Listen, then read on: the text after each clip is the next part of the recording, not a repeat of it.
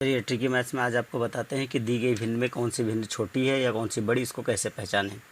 अभी तक आप लोग अगर भिन्न दी जाती थी और उसे छोटी या बड़ी पहचानने के लिए क्या करते थे कि भिन्न में सबसे पहले हम लोग हर को बराबर करते थे। तो हर बराबर करने के लिए हम लोग उसका एलसीएम लेते थे।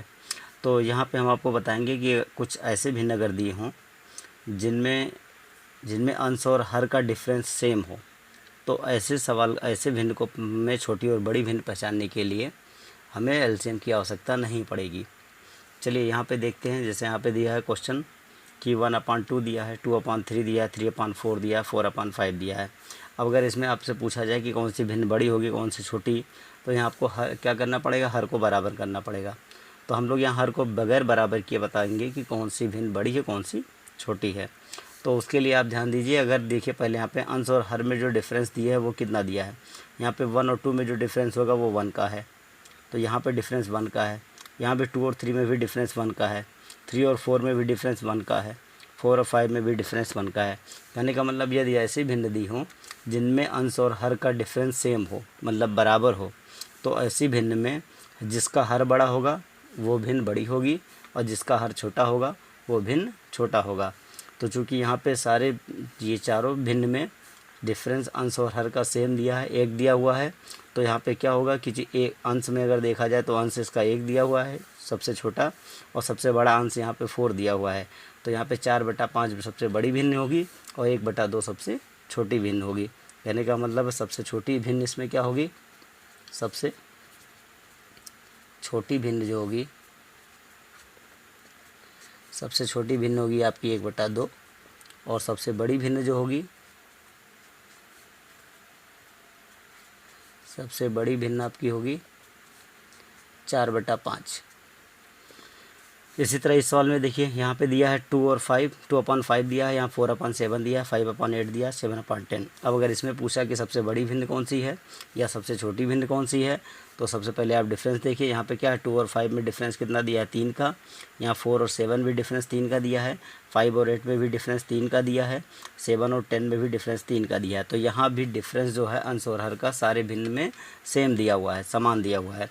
तो इस सवाल में भी जिसका अंश बड़ा होगा वो भिन्न बड़ी होगी और जिसका अंश छोटा होगा वो भिन्न बड़ी होगी, वो छोटी होगी। तो चूँकि यहाँ पे देखिए अंश 2 यहाँ पे छोटा है और 7 यहाँ पे बड़ा है, तो 2/5 जो होगा ये आपकी छोटी भिन्न हो गई, छोटी भिन्न हो गई, और जो 7/10 है ये सबसे बड़ी भिन्न हो गई, ये आपकी बड़ी भिन्न हो गई। चलिए इसी प्रकार एक और समझ लेते हैं। यहाँ पे दिया 4/9, 5/10, 7/12 और 9/14। तो इसमें भी अगर पता करना है कि कौन सी भिन्न बड़ी है कौन सी छोटी, तो सबसे पहले आप डिफरेंस चेक करिए। तो यहाँ देखिए 4 और 9 का डिफरेंस 5 दिया हुआ है, 5 और 10 में भी डिफरेंस 5 का ही है, 7 और 12 में भी डिफरेंस 5 का ही है, और 9 और 14 में भी डिफरेंस 5 का भी है। तो यहाँ भी सारे अंश और हर में जो डिफरेंस दिया वो सेम दिया है।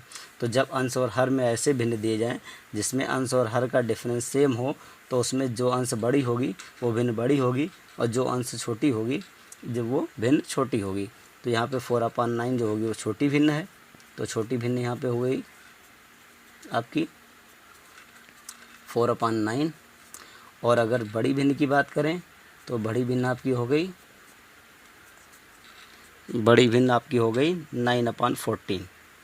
तो इस तरह हम लोग कोई भी सवाल अगर आए जिसमें अंश और हर का डिफरेंस अगर सेम हो, तो हम बिना एलसीएम लिए बता सकते हैं कि कौन सी भिन्न छोटी होगी और कौन सी भिन्न बड़ी होगी।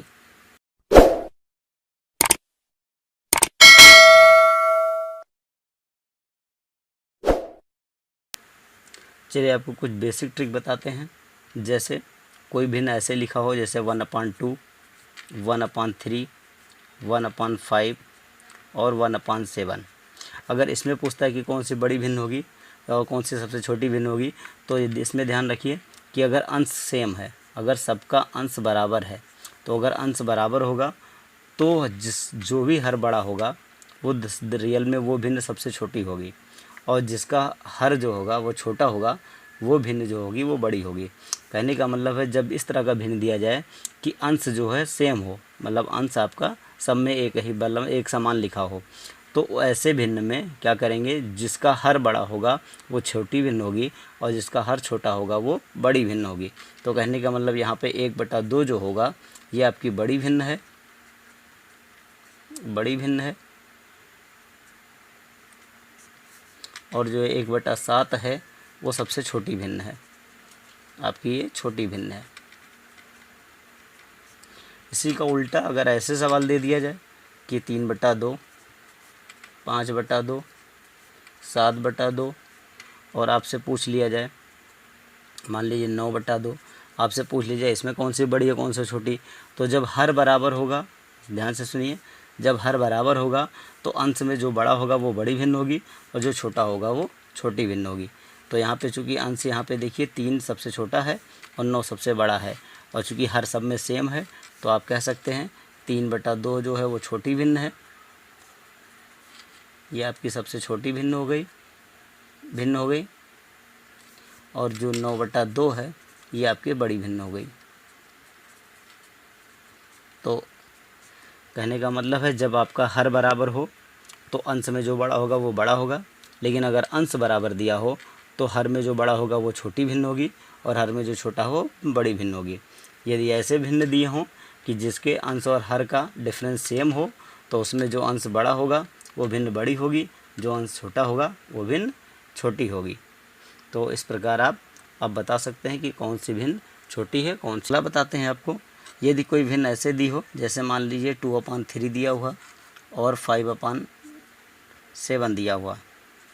अब यहाँ पे देख लिए, यहाँ पे क्या दिया, यहाँ पे डिफरेंस जो दिया हुआ है वो 1 का दिया है और यहाँ पे डिफरेंस आपका 2 का दिया हुआ है।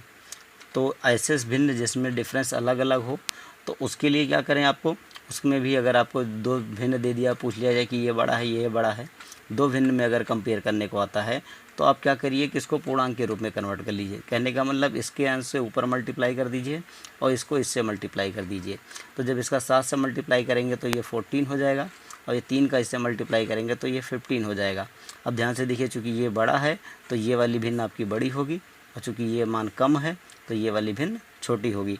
तो यहाँ पे कह सकते हैं कि अब 2/3 से कौन बड़ा होगा, 5/7। तो आप इस तरह बता सकते हैं, अगर डिफरेंस सेम ना हो तो उसमें आप क्रॉस मल्टीप्लाई करके मतलब पूर्णांक बना करके भी बता सकते हैं कि कौन सा भिन्न आपका बड़ा है।